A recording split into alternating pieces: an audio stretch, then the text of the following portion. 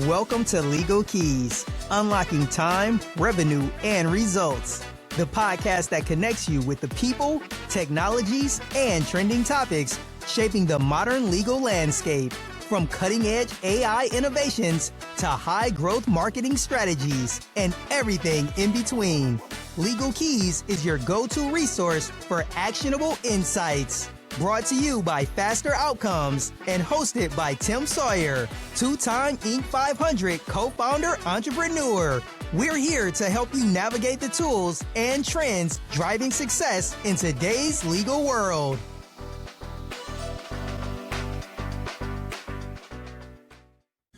Hello and welcome to Season 2 of Legal Keys. I'm so excited today to have my good friend, guest, Adam Rossen. Am I saying that correctly? Rossen? Yes, you are. Rossen. Okay. 2 S's. Got it. That's right. If you're joining us for the first time, we hope you enjoy the episode. We appreciate you taking time out of your busy day. If you've been with us for a while, we appreciate your loyalty, and we ask you to continue to like and share the podcast. As you all know, Legal Keys is brought to you by Faster Outcomes. Faster Outcomes is a legal intelligence platform for lawyers and law firms of all shapes and sizes, including family law, personal injury, and criminal law. And we've got Adam today, who is an incredible criminal lawyer. He's got a really cool journey he's going to share with us today. So if it's okay, Adam, I just want to do a little introduction, and then we'll get going. Adam is the CEO and managing partner of Rossen Law Firm, a leading criminal defense practice serving Miami-Dade, Broward, and Palm Beach counties. Former prosecutor with nearly 2 decades of experience, which is amazing considering he looks like he's 25 years old. Adam built his firm from a solo practice into a nationally recognized team of attorneys and staff, earning Inc. 5000, unusual for a law firm, Inc. 5000 recognition for 3 consecutive years. Beyond the courtroom, Adam is deeply committed to mentorship and leadership within the legal profession. He hosts the Success in South Florida podcast, teaches CLE programs nationwide, and developed one of the country's most unique criminal defense internship programs. I want to talk about that for sure. Yes. Adam is known for his belief that good people deserve strong defense when bad things happen.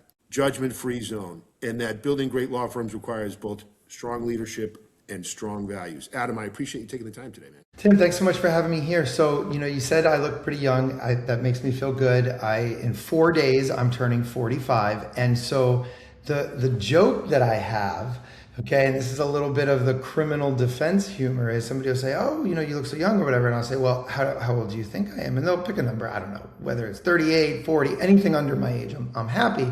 But then I say, well, that's great. I go, and it's because I have a young wife. And then I go, yeah. And then I pause and wait, we're trial lawyers. So we're trying to, make it a little dramatic. And then they start, and I go, yeah, we've been together for 12 years and she just turned 28.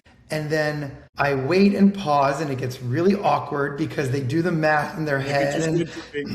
Right? And I go, no, I'm just kidding. She's 36. Yes, I'm 9 years older, but she's 36. So, but then, and everybody, so I'm like, yeah, that's what criminal lawyers, right? A criminal lawyer joke, of course, we see it all, we do it all, nothing phases us. But I like to mess with people that way. So, it's an easy way to be memorable. It's funny.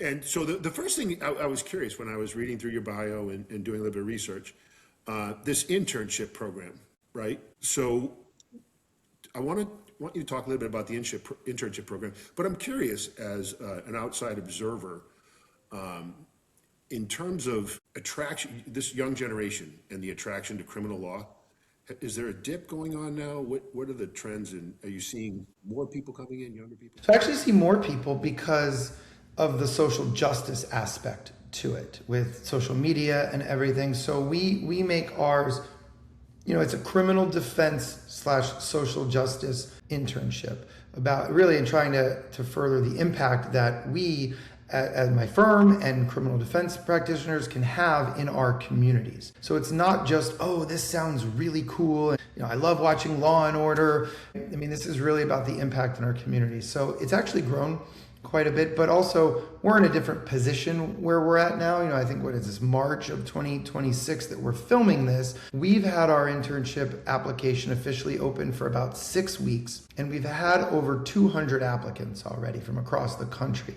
It didn't start like this from day one. This took 15 years to build, but we are flooded with applicants. And this summer, we're taking 8 interns, 8 spots.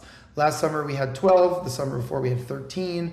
This summer we have a little bit of less office space this summer before we move into our new headquarters in the fall. And because of that, we can only just fit 8 and still give a really good experience to it. That's incredible. I don't know why I'm surprised by that, but I hadn't contemplated the idea that people are more socially aware, right? And probably drawn to that. So the other thing that's really cool is I noticed a bunch of things I noticed that are really cool as I was doing some research on you. One is that you mentioned in here that you were in Inc. 5000, not easy to do, right? And so you're a business guy. Excuse me, you're a business guy too, right? Yeah, well, so I've had the firm now almost 20 years. But really it started off from 2008 to 2015 with me and my old partner. We were doing criminal and immigration. I left the prosecutor's office at 26 years old just to go out with my roommate and coworker at the time. But we never grew. It was just the two of us the entire time. No staff at all. And when we split in 2015, that's when I immersed myself in first marketing. It was all marketing. I joined Great Legal Marketing, Ben Glass's group. Ben and Charlie are 2 amazing mentors of mine. And I grew, and because back then it's like I just need business. So I need money, I need clients. I don't, who cares about branding when I need another client today, tomorrow, the next day. And then we got good at that, and then it was, okay, well, what about the management? What about the business, KPIs and metrics? And I know your last episode that I listened to, you had Arjan Robbins on, and I'm in How to Manage. I'm in Arjan's group, and it's so focused on KPIs and numbers and metrics and running a real business. And I just found over the years that as much as I love being in trial, I still think there's no greater rush than being a trial lawyer and either cross-examining a police officer, giving a closing argument, or waiting for the jury to announce their verdict, right? Just that moment is so tense and there's so much stress and anticipation. But as good as I am in those areas, I absolutely love the business. And I think these are things that I can do that not a lot of people can do, but I can make sure to attract and retain and inspire the best criminal defense attorneys to work with me on my team, while then I can go and grow the business for all the collective benefit of everybody here and for our mission to do things the right way for our community. That's cool. And it's funny that you said, when money is needed, little else will suffice. Yeah. I'm like, brand, what's a brand? I need a client. You get these vendors that are selling people, branding. And it's like, no, like I'm grossing $100,000, $250,000, whatever it is. Like there is no brand. And I get it, the way you treat clients. There is, especially the way you treat clients, the way you position yourself, all of those things are. Now where we're at, we focus a lot on brand. Yeah. But back in the day, knocking on doors. People right, exactly. It's all direct response. It's all hustle. Website palette. And you're like, dude. Right. Now we have a brand kit. You can see my background, all these fancy things, right? So it's consistent, and that is very important, but not when you're first starting out, in my opinion. So let's talk about that, right? Because there are obviously a lot of young lawyers that will be listening to this podcast. So when you made the break, so you were a prosecutor, and then you made the break, went out on your own, which has got to be scary as hell. It was.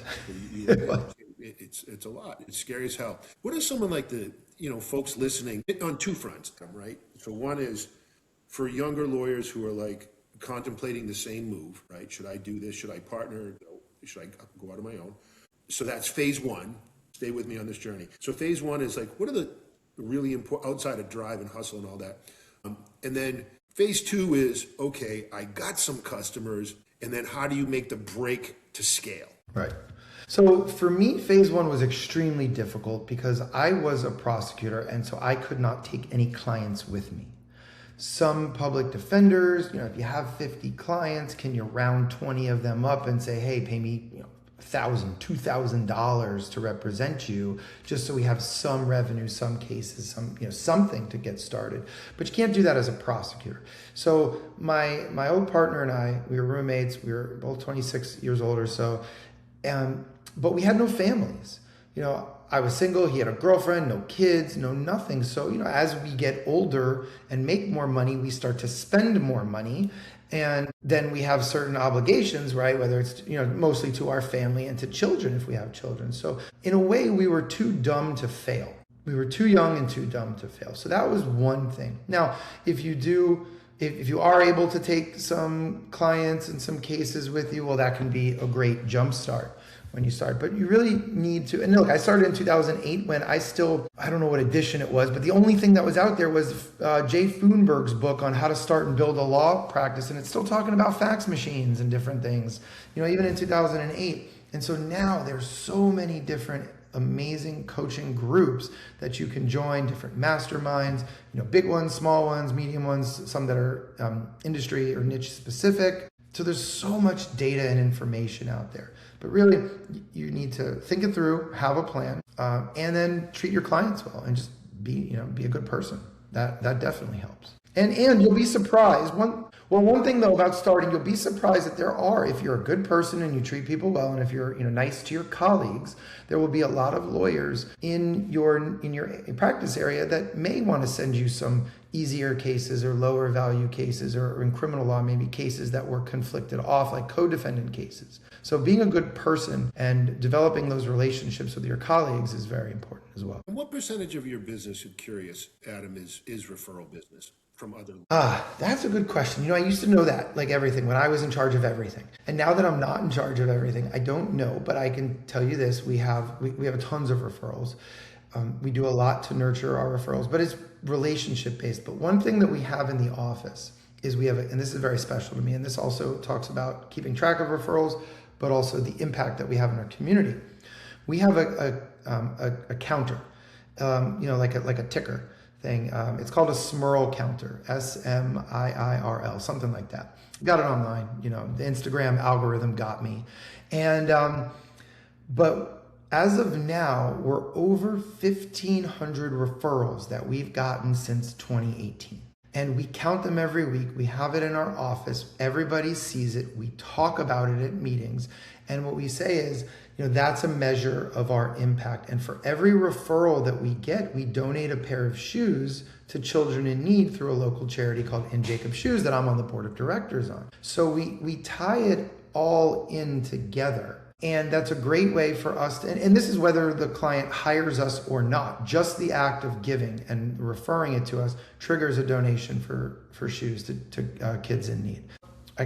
Measure the impact, right? So since technically December 2017 is when we started, it's over 1,500 pairs of shoes. Wow. Well, how does it, again, this is all about advice and education, right? So that's a mind shift thing. I feel like I talk to a lot of lawyers and some, they miss that piece. There's community development, right? It's like really important, and referrals are a really important part of your business. How are you, if you said, hey, for folks listening, here's a couple things you might want to think about outside of being a great human.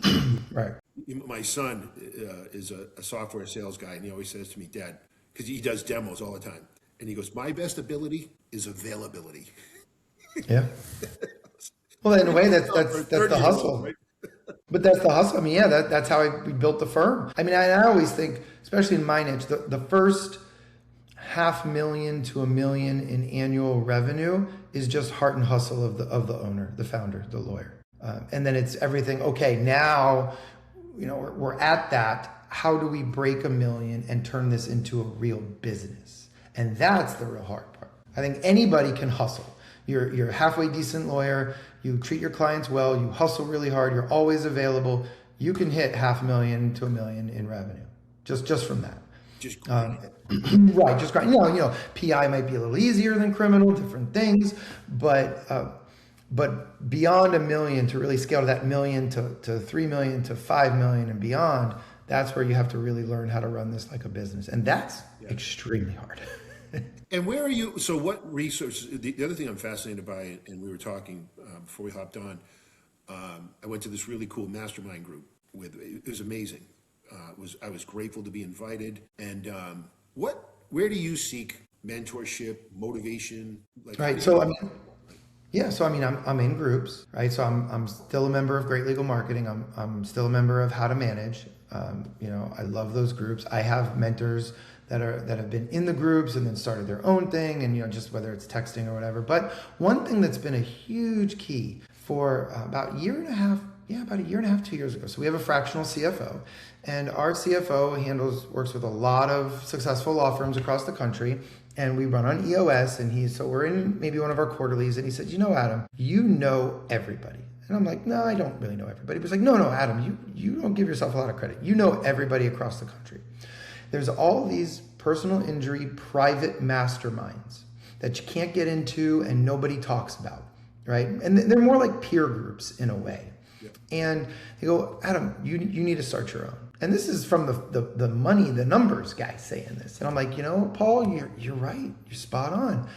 And so I thought about it. I made it one of my rocks for the next quarter. And I'm like, well, do I do it local? Do I do it national? Do I do it criminal defense only? Do I branch out to just some of my friends in PI and family law? And I settled on criminal defense only across the country. So we've had our group now for about a year and a half. It's a peer group. So it's not a money-making venture for me. I put it together, but we're all equal. So in a way, it's more like I'm an EO, entrepreneurs organization, like an EO or forum or a YPO group where, and I don't knock, like people that are running masterminds as a for-profit business is amazing. And I'm probably going to do that at some time in the future. But there's 11 of us criminal defense lawyers from across the country. I think there's about 60 million in annual revenue in the room, which for criminal defense is pretty impressive. I know that's nothing compared to the PI guys, but there's 11 of us from all across the country. We're all peers. I put it together. We have a monthly Zoom. We meet up 2 to 3 times a year. As we're filming this, I'm flying out to Dallas tonight for our 3rd ever in-person meeting. We're going 2 days. And we're bringing in an AI vendor, and we're building in Claude Code and Cowork over the next 2 days. So we can, talk a little bit about AI and stuff. But it's just so cool to see what other successful people are doing. And revenue-wise, I'm probably the 7th largest or so. And so I can look and go, wow, right? My friends who are way bigger than me are doing this, this, and this.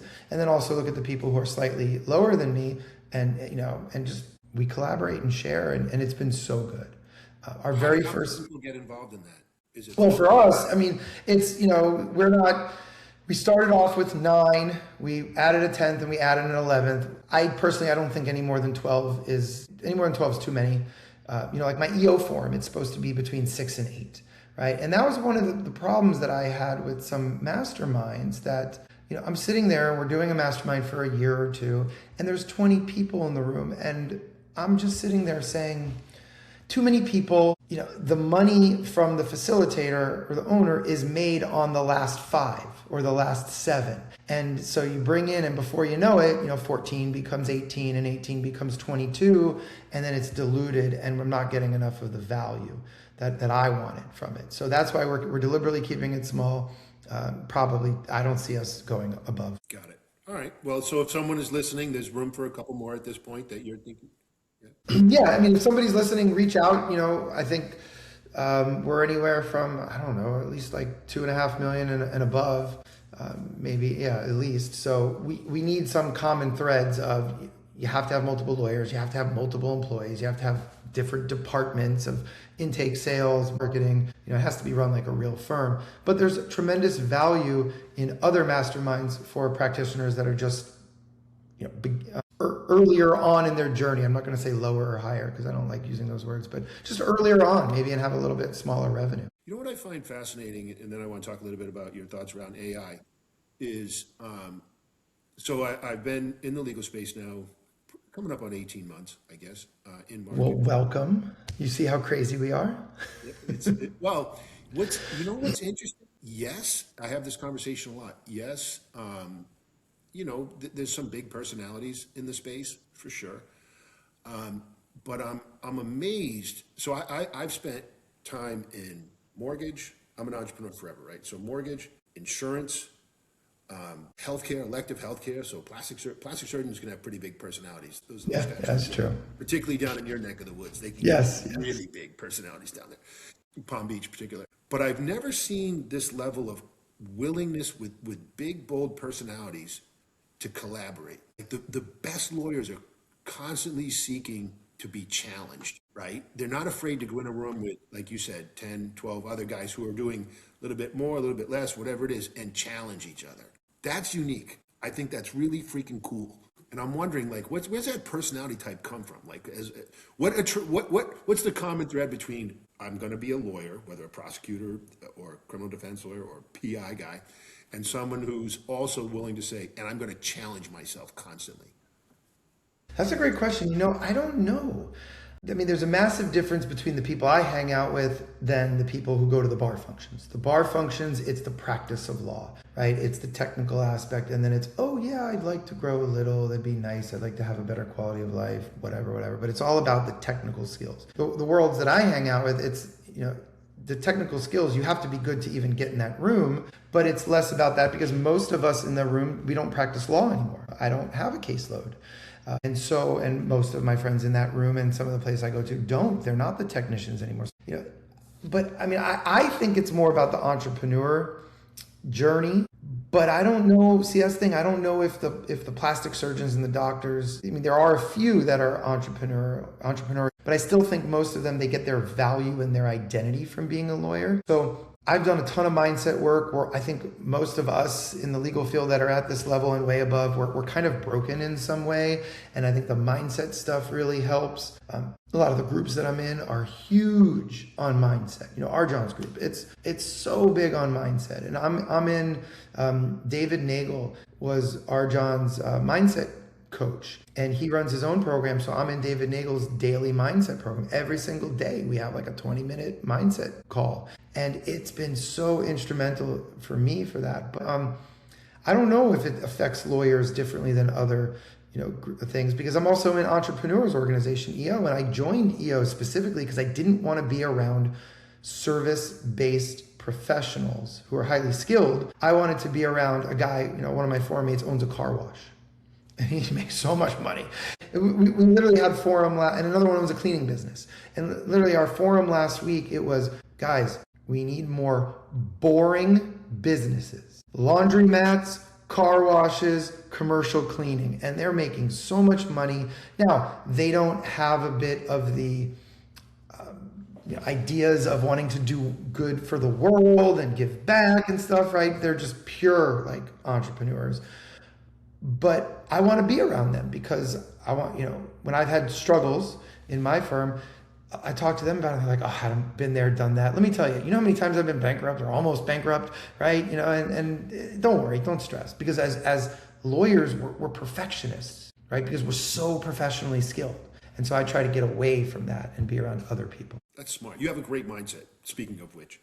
Yeah. So let's talk it's been developed over years. Yeah, so let's talk a little bit about how you're thinking about AI. Obviously, it's on everybody's mind right now. I'm an AI guy. You're a smart business guy. How are you thinking about AI on two fronts? One, as it relates to the practice of criminal law, and two, as it relates to at an enterprise level, how are you thinking about AI to scale the firm? Yeah.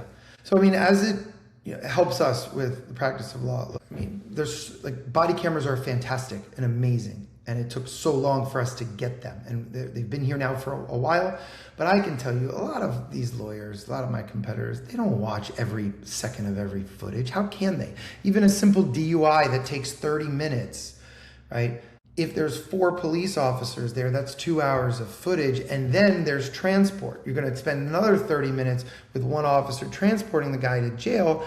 And you need to listen to that to see, did our client make any statements? Or did they violate his Miranda rights on a simple car ride back to the station? And it's so hard to do. Now, we do all that. We watch every second. And we watch it intentionally, not just listen to it while we're sending emails, right? Like I know a lot of people do that. So anything that can help us synthesize that information, summarize it, give us transcripts from it, make it where it's even the videos are searchable and categorize all of the discovery. That's something I'm working on right now. I'm an investor in a company called Trial Kit, it's an AI company. I know the owner, Ariel Deshi. I just had him on my podcast. I met him at the ABA Tech Show and was like, wow, finally there's a product for me. Right. And I'm like, okay, well, is this some BS, thing that that's like a wrapper on top of ChatGPT? And we talked.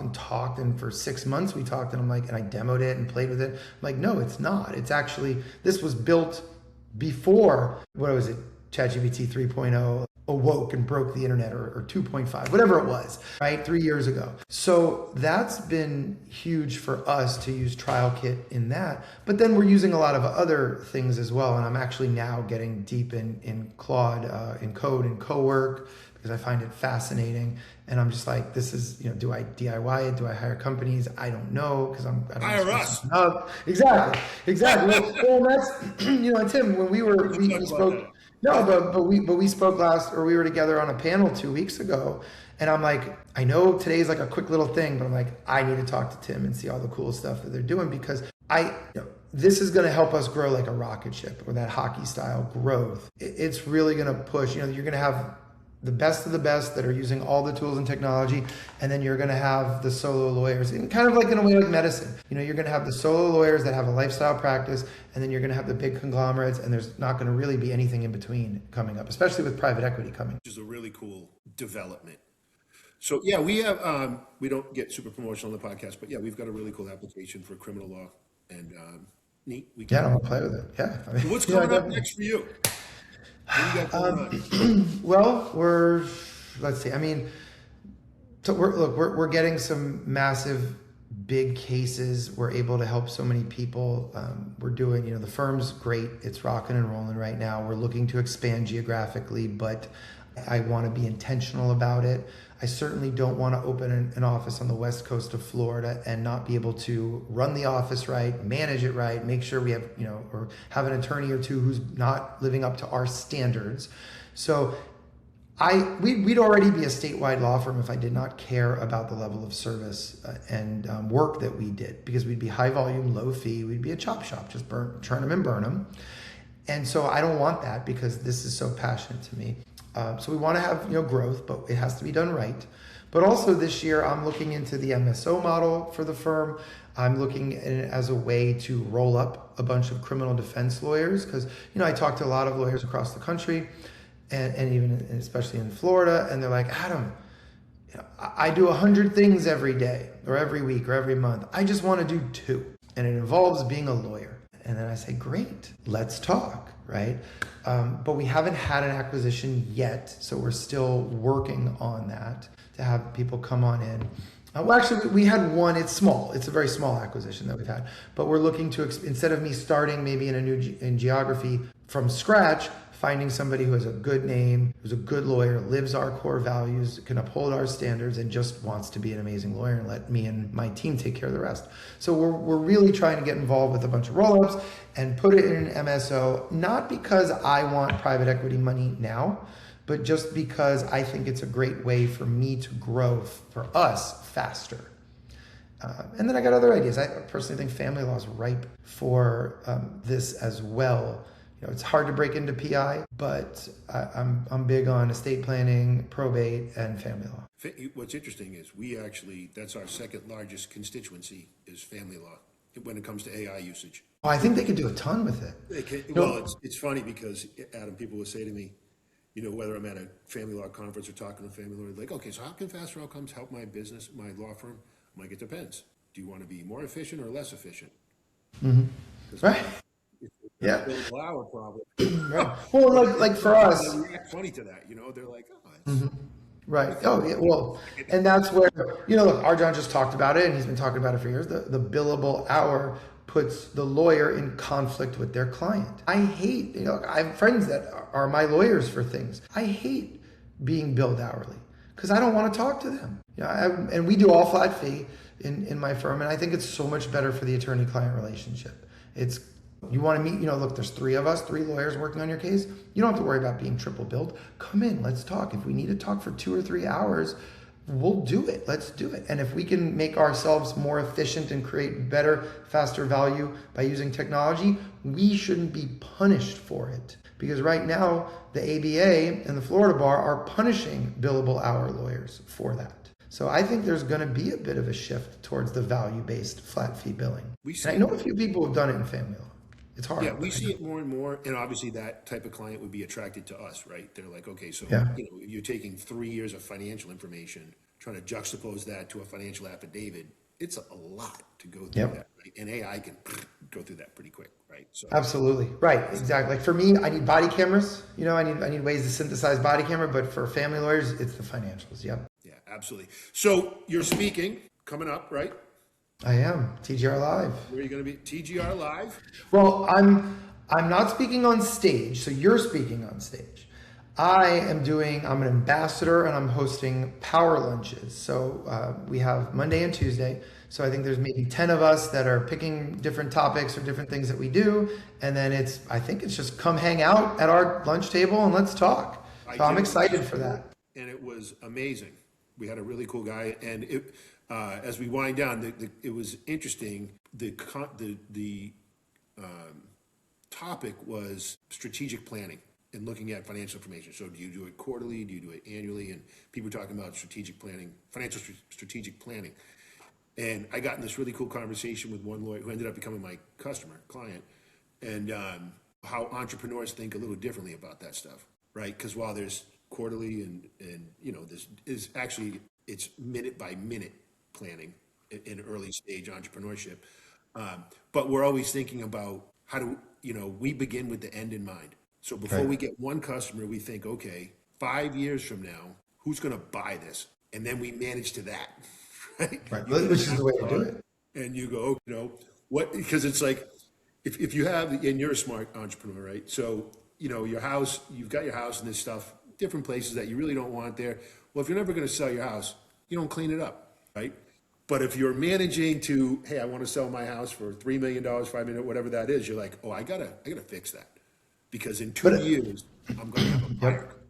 Right? But here's one thing that I don't understand. Because the best lawyers, the best family lawyers, the best PI, the trial lawyers in PI that are litigating and going to trial, the best criminal defense lawyers, we are always thinking and beginning with the end in mind and strategizing from that point. I've been telling clients that's the way that I practice law since I started my firm in 2008. And if we're so, if there's a subset of us, the litigators really, that are so focused on that and so good at that, but I would even say people doing complex and high-end estate planning, that's the way that they do it, right? Building trusts and different things.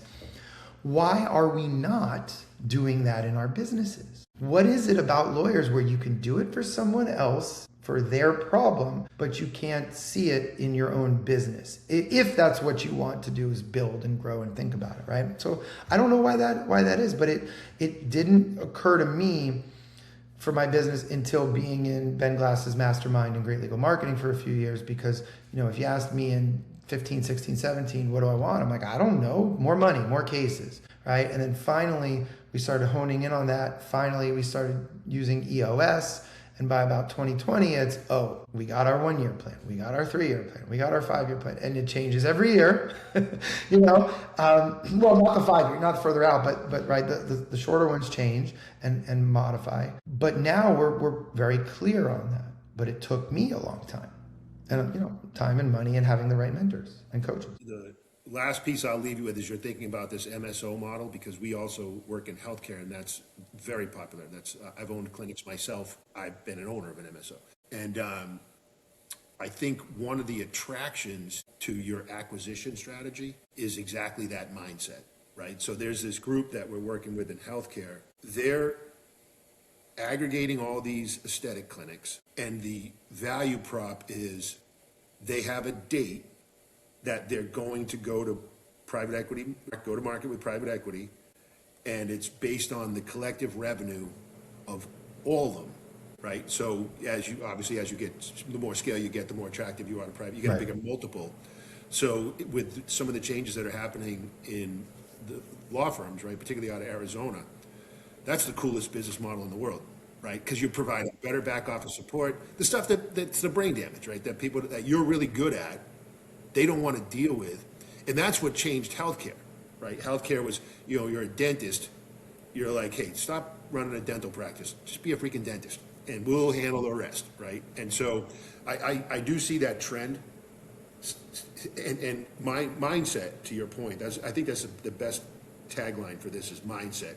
Mindset will absolutely, people with the right mindset are going to take advantage of that. And the ones who do it first are going to be the ones who get the biggest bang. Right. Well, it's already started this year in PI. There's some of the big PI players, and it's happening in some of the the digital legal marketing companies already are getting rolled up into PE. It's happening. And my thing is, as long as we stay true to our core values, we'll be fine. But I'm not going to sell out. Well, I don't want to sell. I want to be the one that's building it, right, and rolling it up. And part of that, I'm not looking for an exit or anything. I don't know what I would do with my life. I'd be bored. But it's really about staying true to that and the core values. And look, and if you just want to, like some of my entrepreneur friends say, I want a boring business, I want to make tons of money, not work that hard, I really don't care about impact in the in the world or the community, that's fine too, because then through some of their charitable efforts they can do those things. But for me, it's so much tied to my identity in the business that I want it to really run through that way. And I don't want to be looked at as somebody who, oh yeah, Adam, they used to have a great firm and then they sold out and then it went, it went downhill from there. Like a lot of companies. 2 private equity exits myself. Yeah, exactly. It's funny how people react. Some in the insurance space, no one cared. In the healthcare space, I got some of the nastiest texts in the world. It's like, bro, I sold my business. How is that personal to you? Right. Yeah. And but that's the trade-offs, and it is what it is. Listen, what a great conversation, and you're freaking amazing. I can tell you're going to do really cool things, and I think you have a lot that you can bring to the space. So I certainly, anybody listening that's thinking about maybe in trying to scale a little faster, certainly I would give Adam a call. Katie, my marketing director, mentioned that your branding is really cool. That's her thing. So perfect. What's the site? Now it is. Yeah. What's the site? Where can people find you? Yeah, so rossenlawfirm.com. That's the website, www.rossen, R-O-S-S-E-N, lawfirm.com. You can find me, I think I'm pretty much anywhere and everywhere. I'm spending a lot of time on LinkedIn right now. Obviously, the firm has Instagram, TikTok, all that stuff, but I'm spending a lot of time on LinkedIn. I'm trying to get my followers up, my connections up, having a good time having some cool conversations with people. So yeah, but I'm easy to find. I mean, my email is adam@rossenlawfirm.com. I love this. I've had so many mentors in my life. Even 2 weeks ago, we were in Orlando and we won the Grow Florida Award for one of the 50 fastest companies, growth companies in Florida that are like second stage companies, like 1 million to 100 million. And I'm sitting there and my wife's there, but I'm getting very emotional. And I'm texting all my mentors, just saying, with a picture of me on stage, I'm saying, thank you. Like, I couldn't have done this without you. Thank you so much. Can you remember where I was 5 years ago, 10 years ago, before we started working together? So I'm just very grateful and thankful to all the friends and mentors. And any way I can, help, I want to. People reach out to me all the time, and I always will talk to people. You're an inspiration, my friend. I appreciate you taking the time today. Appreciate those folks who, like I said, took time out of their day. If this was your first episode, hopefully you enjoyed it. Continue to like, share, follow the podcast. We're grateful for your viewership. We hope you have an amazing week. And as always, Legal Keys is sponsored by Faster Outcomes. Faster Outcomes is the ultimate AI-powered legal intelligence platform for lawyers and law firms of all shapes and sizes. Have a great week. Bye.